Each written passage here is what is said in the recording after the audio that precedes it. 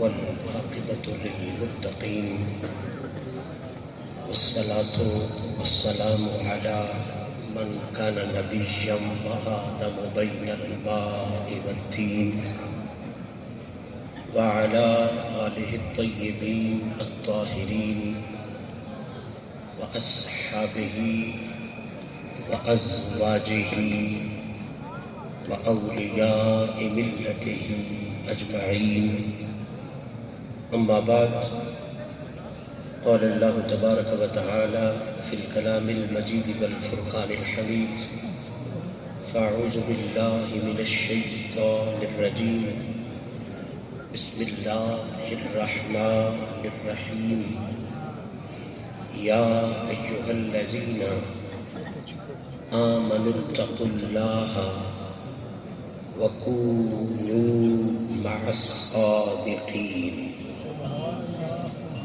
صدق الله العلي العظيم وصدق رسوله النبي الكريم. إن الله وملائكته يصلون على النبي يا أيها الذين آمنوا صلوا عليه وسلموا تسليما.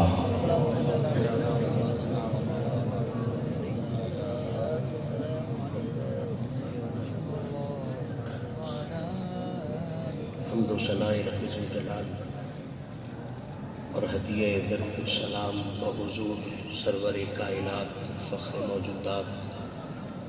شافع روز جزا محبوب رب اولا جناب محمد مصطفیٰ صلی اللہ تعالی علیہ وآلہ وصحبہ وسلم پیش کرنے کے بعد آج کی یہ انتہائی فتویٰ تقریب جو شہباز چشت اہل بہشت سند الکاملین دلیل العارفین حضور شہنشاہ اولیاء حضرت خواجہ شاہ محمد سلیمان توسوی غریب نواز اور تاجدار فقر و ولایت شہنشاہ عشق و محبت اپنی مثال آپ شخصیت تصوف کے سلسلے کی انتہائی خوبصورت کڑی حضرت خواجہ خواجگاں حضرت خواجہ غلام نظام الدین توسوی غریب نواز رحمت اللہ تعالی علیہ کے سالانہ عرس پاک کے عقیدہ حوالے سے انعقاد پذیر ہے. یقیناً یہ میری اور آپ سب حضرات کی حد درجہ خوشبختی و خوش نصیبی ہے کہ کریم رب نے اپنے کرم کا صدقہ اور مدینے والے شہنشاہ کی عزت و بھرم کا صدقہ ان پاکانے امت کے علم و حلم کا صدقہ ہم جیسے عاجزوں اور خطاؤں کو اس پاک مقام پر پاکوں کے قدموں میں پاک ذکر کے لیے مل بیٹھنے کی توفیق نصیب فرمائے. تو رب العزت اپنے محبوب پاک کی عزتوں سرکار کے سچے سچے وفاداروں کی عزتوں کا صدقہ ہم سب کو اس جہان میں بھی عزت نصیب فرمائے، اگلے جہان میں بھی عزت نصیب فرمائے، اور حضور سجادہ نشین صاحب کو میرا مالک اپنے اسلاف کے اعلیٰ ترین طریقوں پہ چلتے ہوئے ہر حوالے سے عزتوں عظمتوں سرفرازیوں سے معمور فرمائے. بہت سامعین، آج کی اس خوبصورت نشست میں اپنے آقائے نعمت حضور سجادہ نشین صاحب منبع اخلاق و اشفاق محبت و شفقت کا ایک کامل نمونہ حضرت قبلہ خواجہ محمد نصر المحمود توسوی صاحب دامت برکاتہم القدسیہ کے حکم کے مطابق چند گزارشات جس عنوان کے حوالے سے عرض کرنے جا رہا ہوں وہ عنوان یہ ہے کہ قرآن مجید کی روشنی میں اولیاء اللہ کی شان اور خاص طور پہ ان کی پہچان کیا ہے، اور جن لوگوں کو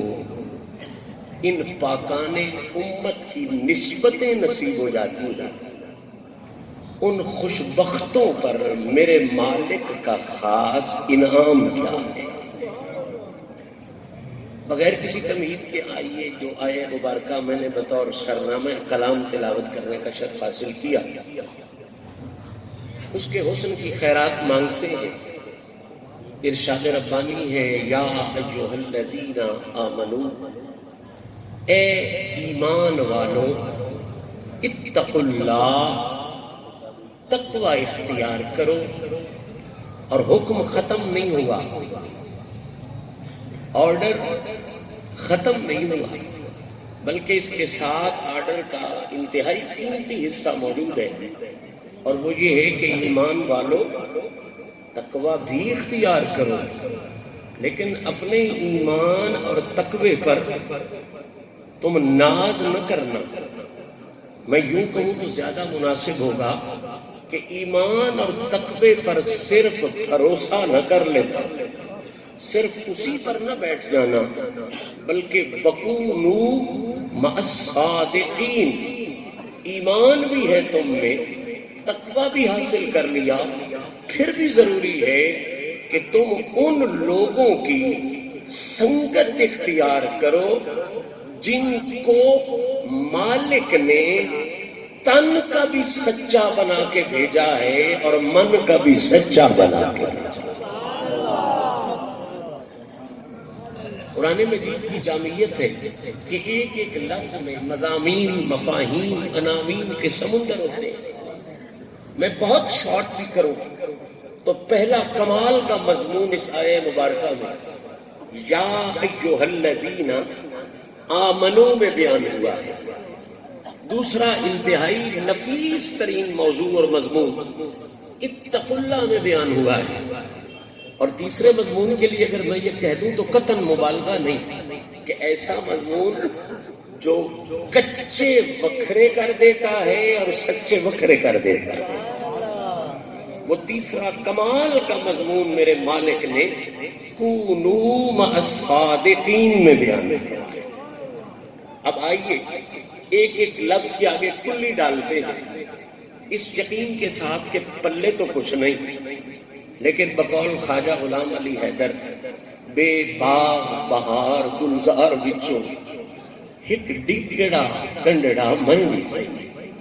اور تیرے اٹھاں اوڑیاں مجھی وچوں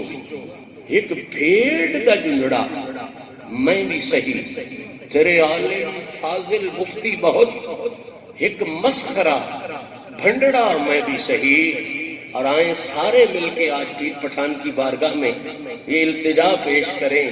کہ تیرے شیراں دے گل سنگل حیدر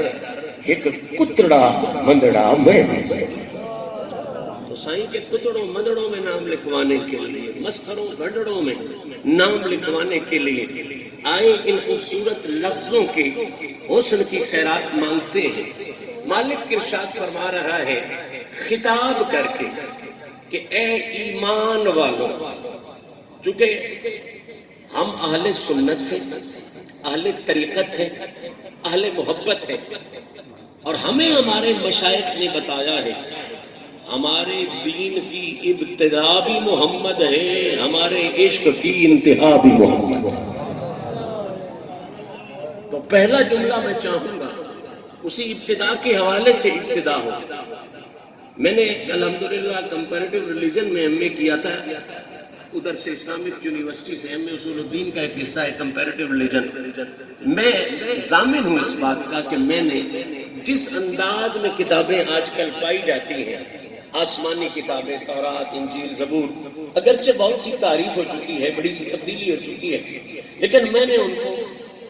پڑھا ہے، گو تھرو کیا ہے امتحان دینے کے لیے، ورنہ ہدایت کے لیے تو میرے نبی کا لایا ہوا قرآن کافی و وافی ہے۔ میں ذمہ داری سے عرض کر رہا ہوں جتنی بھی کتب ہے صحائف آسمانی ہیں ان میں ایک اصول ہے، اور وہ اصول سمجھ میں آ جائے تو عزت ذات محمدی ذہن میں آ جاتی ہے۔ کیا اصول ہے؟ اصول یہ ہے کہ آپ جس کتاب کو بھی کھولو گے، تورات شریف ہے، انجیل ہے، زبور ہے، جس حالت میں بھی ہے تغیر شدہ ہے، تبدل شدہ ہے، لیکن پھر بھی ایک بات پکی ہے کہ ہر کتاب میں، ہر صحیفے میں میرے رب نے نبی کو تو مخاطب کیا ہے، جس پر وہ صحیفہ اترا ہے، کتاب اتری ہے، ڈائریکٹ نبی کو تو مخاطب کیا ہے، لیکن میں ذمہ داری کے ساتھ کہہ رہا ہوں کسی کتاب میں اللہ نے نبی کی امت کو ڈائریکٹ مخاطب نہیں فرمایا۔ ملتی ہیں مارکیٹ میں کتابیں، جائیں تورات پڑھیں، انجیل پڑھیں، زبور پڑھیں۔ اللہ نے موسیٰ علیہ السلام کو مخاطب کیا، موسیٰ علیہ السلام کی امت کو مخاطب نہیں کیا، کہا یہ اب موسیٰ تیرا کام ہے انہیں خطاب کرتا رہو۔ اللہ نے عیسیٰ علیہ السلام کو مخاطب کیا، عیسیٰ علیہ السلام کی امت کو ڈائریکٹ مخاطب نہیں کیا۔ داؤد علیہ السلام کو اللہ نے مخاطب کیا، داؤد علیہ السلام کی امت کو میرے مالک نے ڈائریکٹ خطابت نہیں کیا، خطاب نہیں فرمایا۔ اللہ جانے کیا عزت ہے صدیق کے مرشد، اللہ جانے کیا عظمت ہے مولا علی کے بھی مولا، اللہ جانے کیا بلندی ہے سیدہ کائنات کے بابا جان کی، کہ جب ان کی باری آئی ہے تو سسٹم چینج ہو گئے ہیں، نظام چینج ہو گئے ہیں، اصول تبدیل ہو گئے ہیں۔ کیسے ہر کتاب اللہ کی طرف سے آئی جو صحیح حقیقی آسمانی ہے، نبی پر آئی، لیکن ہر کتاب میں اللہ نے ڈائریکٹ خطاب نبی کو کیا، نبی کی امت کو نہیں فرمایا۔ میرے آقا کی عزت و عظمت کا اندازہ کیجئے، جب حضور کی باری آئی تو گنتی نہیں ہو سکتی کہ قرآن میں رب نے نبی کو کتنی دفعہ مخاطب کیا۔ نبی کے وسیلے سے، نبی کے تصدق سے، نبی کے ذریعے سے اللہ نے اصول بدلا دیا۔ قرآن میں ایک دفعہ نہیں، دو دفعہ نہیں، 10 دفعہ نہیں، 20 دفعہ نہیں، وہ جو کبھی ان نبی کی امت کو مخاطب نہیں کرتا تھا، جب میرے نبی کی باری آئی تو اس رب نے میرے نبی کی امت کو خود 88 مرتبہ قرآن میں ڈائریکٹ مخاطب فرمایا۔ اور پھر قبلہ اس راز سے بھی پردہ اٹھا دیا کہ کوئی 14ویں صدی کا سائنسدان مسلمان یہ نہ سمجھے کہ ہم سے خطاب اس لیے ہو رہا ہے ہم سائنسدان اچھے ہیں، کوئی ولی بھی یہ نہ سمجھے کہ ہم سے خطاب اس لیے ہو رہا ہے کہ ہم عبادت گزار اچھے ہیں، کوئی انجینئر یہ نہ سمجھے کہ ہم سے خطاب اس لیے ہو رہا ہے کہ ہم نے ایٹم بم بنا لیا۔ نہیں، وہ لفظ ایسا ہے جو راستے کلیئر کر رہا ہے۔ اللہ کہہ رہا ہے یا ایھا الذین آمنوا، او میرے نبی کے امتیوں، میں نے تم سے ڈائریکٹ خطاب اس لیے نہیں کیا کہ تمہارے قد لمبے ہیں یا تمہاری جائیدادیں زیادہ ہیں یا تم تاجر یا بڑے ذمہ ہو، میں نے تم سے تجارت اور ذمہ داری کی وجہ سے خطاب نہیں کیا، صرف اور صرف محمد عربی کی وفاداری کی وجہ سے خطاب کیا۔ یہ خطاب تمہارے کاروبار کی وجہ سے نہیں ہوا، نسبت یار کی وجہ سے ہوا ہے۔ تمہیں احساس ہو جائے، آج کسی کو وزیر اعظم مخاطب کر دے، ڈی سی او اس کے گھر پہ جا کے دروازے پہ کھڑا ہوتا ہے کہ اس کو تو وزیر اعظم ڈائریکٹ مخاطب کر رہا تھا، کسی کو صدر مخاطب کر دے، ڈی سی او کمشنر اس کی کوٹھی کے باہر آ کر کھڑے ہوتے ہیں کہ جی اس کو تو صدر مخاطب کر رہا ہے، اتنا بڑا یہ بندہ ہے۔ اندازہ کرو میرے آقا کی غلامی کا کیا شرف ہے۔ جب کوئی بندہ آقا کی غلامی میں آتا ہے تو اسے پھر پاکستان کا بادشاہ مخاطب نہیں کرتا، اسے کل جہان کا بادشاہ رحمان مخاطب فرماتا۔ یہ عزت حضور کے تصدق ہے، حضور کے وسیلے سے ہے۔ حضور کے ذریعے سے ہیں، مجھے یوں ترجمہ کرنے دیجئے، یا ایھا الذین آمنوا، یہ چشتیہ کا ڈیرا ہے، یہاں لوگ اشارے سمجھنے والے ہیں، ذوق رکھنے والے ہیں، میں یہاں پہ آمنو کا ترجمہ جو کروں گا وہ نہیں کروں گا جو عام مجمع میں کیا جاتا ہے، میں یہاں پہ ترجمہ یوں کروں گا کیونکہ نسبت والوں کا مرکز ہے، میں ایمان آمنو کا ترجمہ یوں کروں گا، اللہ کہہ رہا ہے اے میرے یار کی نسبت والوں، اے میرے محبوب محمد کی نسبت والوں، اس سے وفا والوں، نسبت ایمانی والوں، کیا کرو؟ تقوی اختیار کرو، اچھا، اور کونوا مع الصادقین، سچے لوگوں کی سنگت اختیار کرو۔ ذہن آپ کے کو روک کے ایک لمحے کے لیے مسئلہ تھوڑا سا واضح کر دینا چاہتا ہوں۔ خطاب کا اصول ہے، مخاطب کرنے کا ایک اصول ہے ہر زبان میں، اور وہ اصول یہ ہے کہ مخاطب اسے کیا جاتا ہے جس کا آنے والی بات سے کوئی نہ کوئی تعلق ہوتا، جس کا تعلق نہ ہو اسے مخاطب کرنا فضول سمجھا جاتا ہے، بے وقوفی سمجھا جاتا ہے، دانائی سے دوری سمجھا جاتا ہے۔ مثال کے طور پر میرے پاس ایک بہت بڑی کتاب آئے منطق کی، فلسفے کی، تو میں اس کتاب کو لے کے جنگل میں چلا جاؤں اور وہاں جو چھیڑو بھینسیں چرا رہے ہیں، گائیں چرا رہے ہیں، انہیں بلاؤں، میرے اشارے پر اچھے تو ہو جائیں گے۔ اب وہ میرے پاس آئے تو میں کہوں جناب یہ بہت بڑی کمال کی تفسیر ہے، اس میں علم معنی بہت ہے،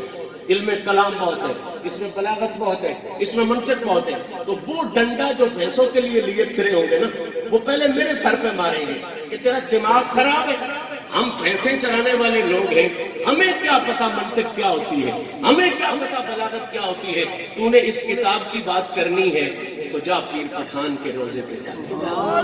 تجھے اس کتاب کی بات کرنی ہے نظام پاک کے ڈیرے پہ جا کر، تجھے اس کتاب کی بات کرنی ہے مدرسہ سورہ محمودیہ میں جا کر، جہاں لوگ کتاب سے تعلق رکھتے ہیں، کتاب پڑھنا جانتے ہیں، کتاب پڑھانا جانتے ہیں۔ ہم چھیڑوؤں کا کیا تعلق کتاب سے؟ تو مخاطب اسے کیا جاتا ہے جس کا بات سے تعلق ہوتا ہے، اگر تعلق والے سے بات نہ کی جائے، مخاطب نہ کیا جائے تو وہ بات فضول گنی جاتی ہے۔ اب کائنات کا ہر قول فضول ہو سکتا ہے، رحمان کی بات تو فضول نہیں ہو سکتا، اللہ کا اصول تو فضول نہیں ہو سکتا۔ اب اللہ نے بات کرنی تھی، میں بالکل سادہ کر دوں، اس ایک اصول متعین ہو گیا، ہمارا ایک ضابطہ متعین ہو گیا کہ مخاطب اسے کیا جاتا ہے جس کا بات سے تعلق ہو۔ کھاد کی بات کرنی ہو، زمیندار سے بات کی جائے گی، کتاب کی بات کرنی ہو، طالب علموں سے بات کی جائے گی، آپ نے کوئی بھاؤ تاؤ کی بات کرنی ہو، تاجروں سے بات کی جائے گی، دوائیس کی بات کرنی ہو، ڈاکٹر اور مریض سے بات کی جائے گی، یعنی جس کا تعلق ہوگا بات اسی سے کی جائے گی۔ اب بس میں منزل کے قریب پہنچ گیا، یہ جب قانون بن گیا، ضابطہ بن گیا کہ مخاطب اسے کیا جاتا ہے جس کا آنے والی بات سے تعلق ہوتا ہے۔ اب سنیں اور ذرا دل کے کان کھول کے سنیں، اللہ نے بات کرنی تھی پیر پٹھان، اللہ نے بات کرنی تھی داتا صاحب، اللہ نے بات کرنی تھی قبلہ عالم محاربی کی، اللہ نے بات کرنی تھی بابا فرید کی، اللہ نے بات کرنی تھی خواجہ اجمیری غریب نواز کی نسبتوں کی۔ اب ذرا اسلوب دیکھیے، جب ان کی نسبت اور کونوا مع الصادقین کا حکم دینا تھا تو اللہ نے پھر ہر کسی کو مخاطب نہیں کیا، بلکہ مخاطب کیا صرف ایمان والوں،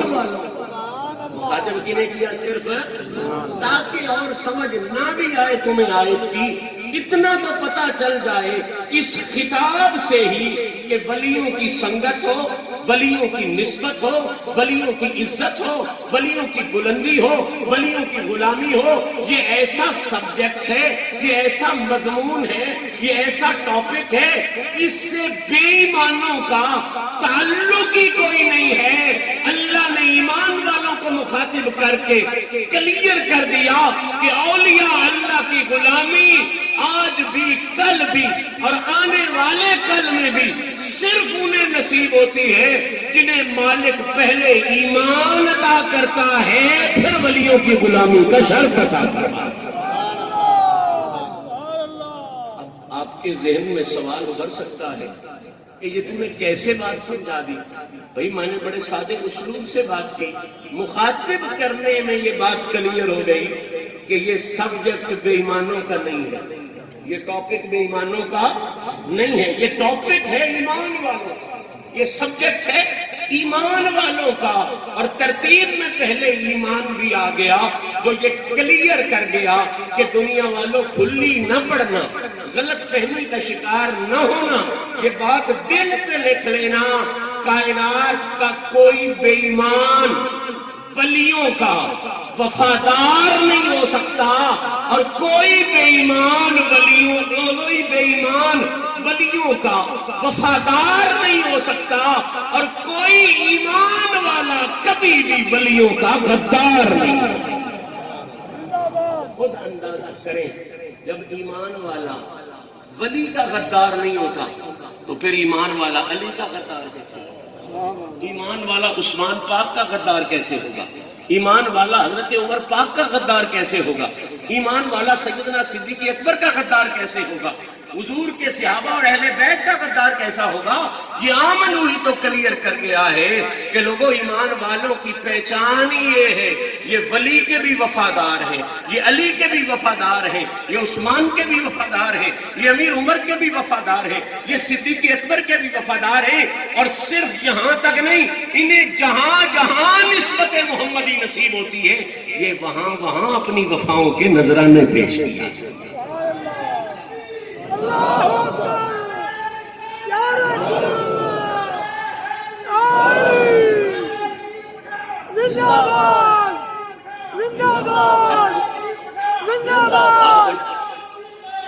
اب علماء تو یقیناً اس بات سے حظ لے گئے،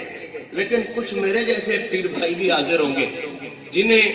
علمی گفتگو تھوڑی سی دقیق لگتی ہوگی۔ میں اسی آمنوں کی شرح اگر اجازت دیں تو پیر پٹھان کی زبانی نہ کروں، سبحان اللہ، تاکہ آمنوں والی یہ جو بنکر ہے ہمارے ذہن میں آ جائے۔ بڑا معروف واقعہ آپ سب آپ کے ذہنوں میں ہوگا، میں اس واقعے سے سہارا لوں گا، بات آمنوں والی سمجھاؤں گا۔ وہ واقعہ آپ کے ذہن میں ہے نا کہ جب کسی صاحب علم و ادب، میں نے بڑے احتیاط سے لفظ استعمال کیا اس لیے کہ اکثر معاملہ یہ ہوتا ہے کہ علم والے ادب سے دور بھاگ جاتے ہیں، اور یاد رکھو اگر علم ادب سے علیحدہ ہو جائے تو یہ وہی منہ زور گھوڑا ہے کہ جو اپنے سوار کو ہی گرا کے اس پر پاؤں رکھ دیتا ہے۔ علم فائدہ تبھی دیتا ہے جب علم کے ساتھ ادب کا حسن نصیب ہوا ہو۔ کوئی صاحب علم و ادب عالم دین حضور پیر پٹھان غریب نواز کی بارگاہ میں حاضر تھا، اور بابا فرید کے ڈیرے کے حوالے سے باتیں چھڑی ہوئی تھیں، بہشتی دروازے کا ذکر چھڑا، تو صاحب علم و ادب نے حضور پیر پٹھان غریب نواز کی خدمت میں عرض کی، سائیں سنا ہے لوگ کہتے ہیں کہ بندہ بابے کے ڈیرے پہ جائے، اچھی عقیدت کے ساتھ جائے اور بابے کے دروازے سے گزرے تو بندہ جنتی ہو جاتا ہے۔ سائیں بندہ جنتی ہوتا ہے یا نہیں؟ اب زیادہ وقت نہیں لینا چاہتا، بس یہ بات کر کے گفتگو کا اختتام ہے۔ جب اس مولوی صاحب نے یہ بات کی کہ سائیں بندہ بابے کے بہشتی دروازے سے گزرنے سے جنتی ہو جاتا ہے یا نہیں ہوتا، تو اب پیر پٹھان غریب نواز نے جو فرمایا وہ ذرا سن لیں۔ میرے پاس روایت ہے، یہ سیدی و سندی حضور شیخ الاسلام والمسلمین خواجہ خواجگاں خواجہ محمد قمر الدین پیر سیال غریب نواز کے حوالے سے، میں جیسا ان کی روایت مجھ تک پہنچی ہے میں ویسے کی ویسی سنا رہا ہوں۔ پیر پٹھان غریب نواز نے یہ سوال سنتے ہی جو جواب عطا فرمایا نا وہ یہ تھا، مولوی صاحبہ او تب بابا ہے۔ اب اللہ جانے تھوڑا بہت جو لہجہ ہے سرائکی کا وہ مجھے نہیں آتا، اس میں کوئی فرق ہو جائے تو اس کی معافی دینا۔ مطلب یہ تھا کہ وہ تو بابا ہے، وہ تو بہت اونچے ہیں، وہ تو بابا ہے۔ بابا فرید تو اس کے بارے میں پوچھتا ہے کہ اس کے دروازے پہ جائیں تو جنتی ہو جاتا ہے یا نہیں؟ اور وہ تو بابا ہے، وہ تو پہنچ ہے، میں اس کے سلسلے سے ہوں اور کئی نسبتوں سے غلام ہوں۔ توجہ ہے، بات بڑی سمجھنے والی ہے۔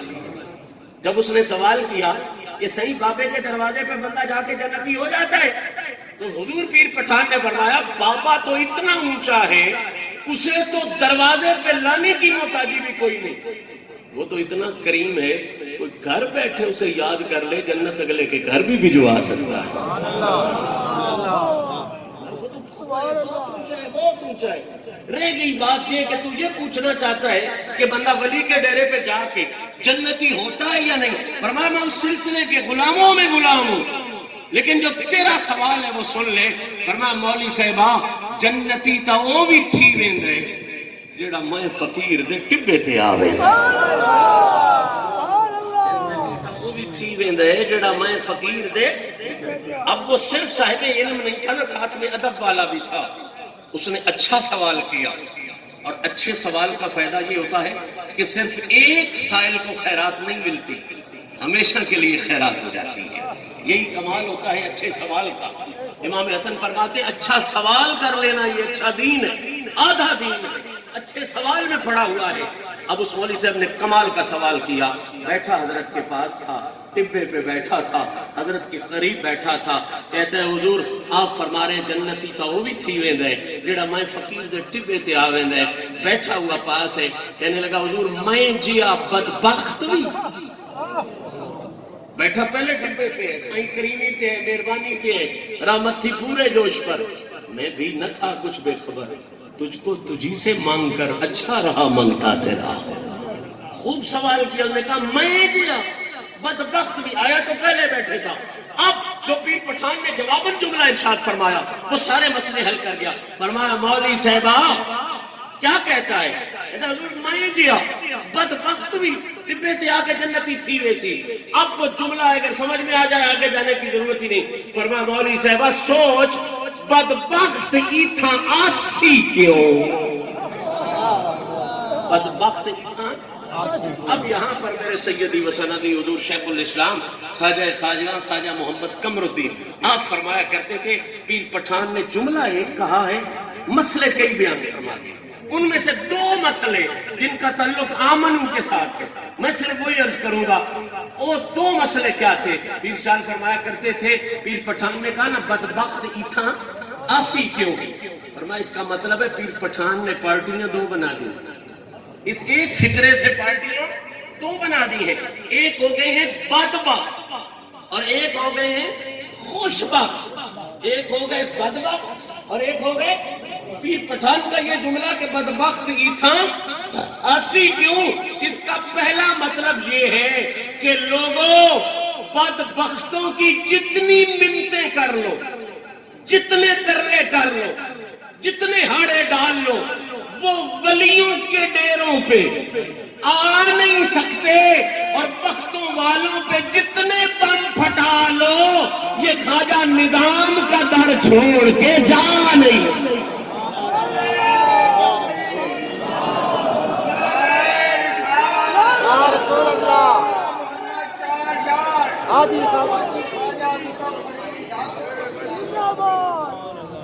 یہ بدبخت ادھر آ نہیں سکتے اور بختوں والے یہ ڈیرے چھوڑ کے۔ اب چلو میرے ساتھ آمنو کی طرف۔ اللہ نے بھی آمنو کا خطاب کر کے یہ کلیئر کر دیا کہ بے ایمان ولی کا وفادار نہیں ہو سکتا اور ایمان والا کوئی ولی کا غدار نہیں ہو سکتا۔ دوسرا جو مفہوم عرض کیا بس وہ میری گفتگو کا آخری جملہ ہے۔ پیر صاحب کہتے ہیں پیر پٹھان نے یہ جملہ کہا نا کہ بدبخت ایتھا آسی کیوں، اس کا ایک مسئلہ تو آپ کے ذہن میں آ گیا کہ بدبخت ادھر آتے نہیں اور بختوں والے ادھر سے جاتے نہیں۔ فرمایا دوسرا اس کا مطلب یہ ہے کہ کوئی جتنا بڑا بھی بدبخت ہو، کوئی جتنا بڑا بھی بدبخت ہو، جب وہ اللہ کے بندے محمد کے نوکر ولی اللہ کا ارادہ کرتا ہے، حضور کے وفادار غلام کے ڈیرے کا ارادہ کرتا ہے، کوئی جتنا بڑا بھی بدبخت ہو، جب وہ ولی کے ڈیرے کا، ولی کے قدموں میں جانے کا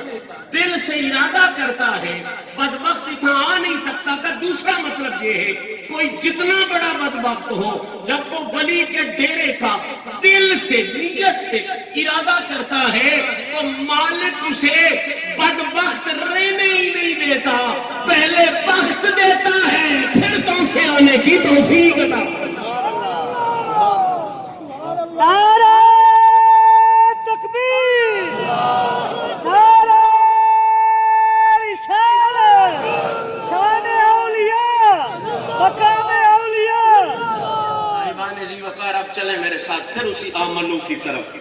پھر اسی آمنو کی طرف اللہ نے ایمان والوں کو مخاطب کر کے یہ کلیئر کر دیا کہ کوئی جتنا بڑا بھی بے ایمان ہو، کوئی جتنا بڑا بھی بے ایمان ہو، جب وہ دل سے نیت کرتا ہے کہ میں نے پیر پٹھان کی حاضری پہ جانا ہے، میں نے بابے کی حاضری پہ جانا ہے، میں نے مہار شریف سلام کرنے جانا ہے، نیت دل سے کر لے، بے ایمانی اندر نہ ہو، نیت میں بے ایمانی نہ ہو، جب وہ نیت کرتا ہے ان بادشاہوں کی بارگاہ میں آنے کی، تو آمنو بھی یہ فیصلہ دے رہا ہے رب اسے بے ایمان رہنے ہی نہیں دیتا، پہلے ایمان دیتا ہے پھر اپنے پیاروں کے قدموں میں آنے کی توفیق عطا کرتا ہے۔ میری مبارک قبول کرے، ہم آئے بیٹھے ہیں، نیت کے ساتھ آئے بیٹھے ہیں، دو باتیں تو کلیئر ہو گئیں، قرآن نے بتا دیا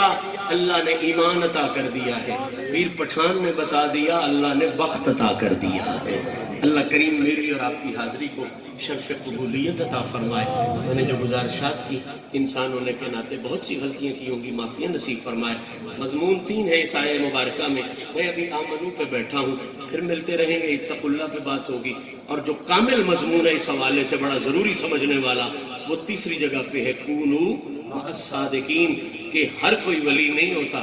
ہر ممبر و محراب والا ولی نہیں ہو جاتا، ہر بڑی داڑھی والا ولی نہیں ہو جاتا۔ ولی ہونے کے لیے بڑی خاص شرطیں ہیں جو اللہ کے قرآن نے رکھی ہوئی ہیں، اور وہ شرطیں یہ ہیں، اگر ایک لفظ میں پوچھو تو وہ شرطیں یہ ہیں کہ وہ تن سے بھی محمد کا وفادار ہونا چاہیے، من سے بھی محمد کا وفادار ہونا چاہیے۔ انشاءاللہ اس پر بات ہوتی رہے گی، یار زندہ صحبت باقی، آخر دعوانا ان الحمدللہ رب العالمین۔